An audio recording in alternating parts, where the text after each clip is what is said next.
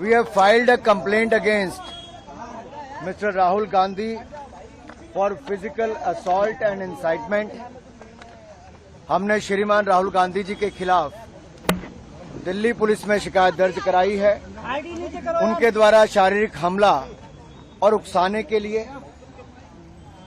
और जो हमने कंप्लेंट दर्ज कराई उसमें हमने विस्तार में बताया है कि जो घटनाक्रम आज सुबह हुआ पार्लियामेंट के मकर द्वार के बाहर, जहां एनडीए के सांसद शांतिपूर्वक तरीके से कांग्रेस के झूठ के प्रोपेगेंडा को बेनकाब कर रहे थे और उनसे माफी की मांग कर रहे थे, उसी समय लगभग 10:40 से 10:45 के बीच में श्रीमान राहुल गांधी जी अपने कुछ इंडी अलायंस गठबंधन के सांसदों के साथ उस और कूच करते हैं। और जब सिक्योरिटी फोर्सेस के लोग उनको कहते हैं कि ये डेजिग्नेटेड पाथ है, ये रास्ता है जहां से आप पार्लियामेंट के अंदर जा सकते हैं, तो जिस तरह का राहुल गांधी जी का रवैया था, उन्होंने गुस्सा प्रकट किया और शायद इस परिवार और इस पार्टी को अपने आप को कानून से ऊपर मानने की एक आदत सी पड़ गई है, उल्लंघन करने की आदत पड़ गई है। वो डेजिग्नेटेड पाथ जो बताया गया रास्ता उस पर नहीं गए, बल्कि एनडीए के सांसदों के बीच में दल बल के साथ कूच कर गए।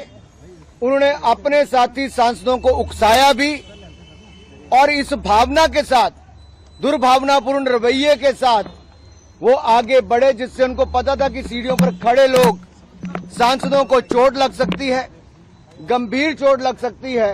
और उन्होंने वही किया।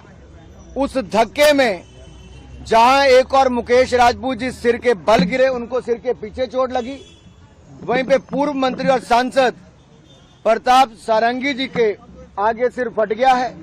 अब सुनने में आया कि उनको एमआरआई वगैरह करवाने के लिए लेकर गए हैं।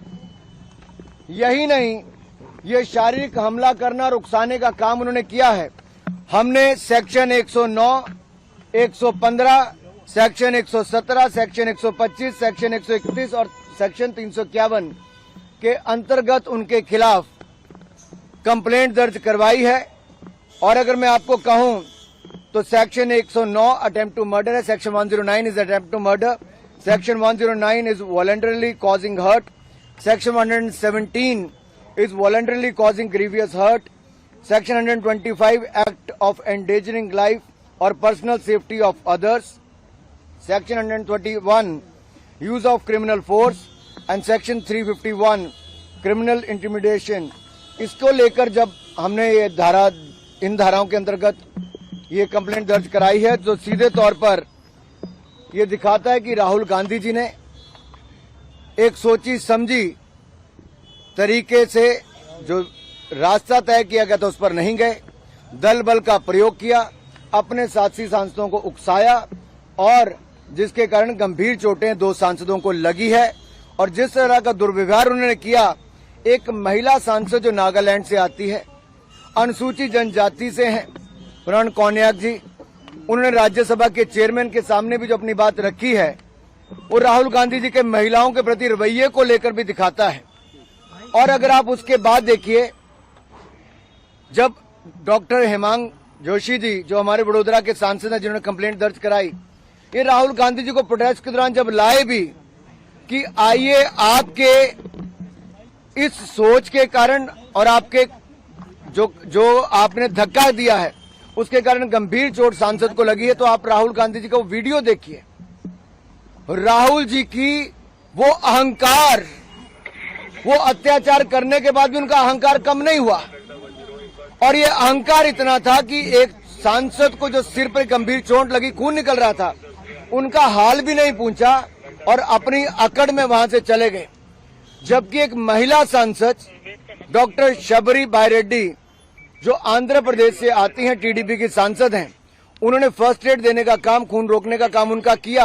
उन्होंने कहा भी कि आपका ऐसा रवैया राहुल जी कैसे हो सकता है। तो अहंकार देखिए उनका राहुल जी का, बगैर उस सांसद से एक बात कहे भी, माफी मांगना तो दूर, राहुल गांधी जी का अहंकार इतना था, उनकी बॉडी लैंग्वेज दिखाती है कि वो अपने आप को इस देश के कानून से ऊपर समझती है।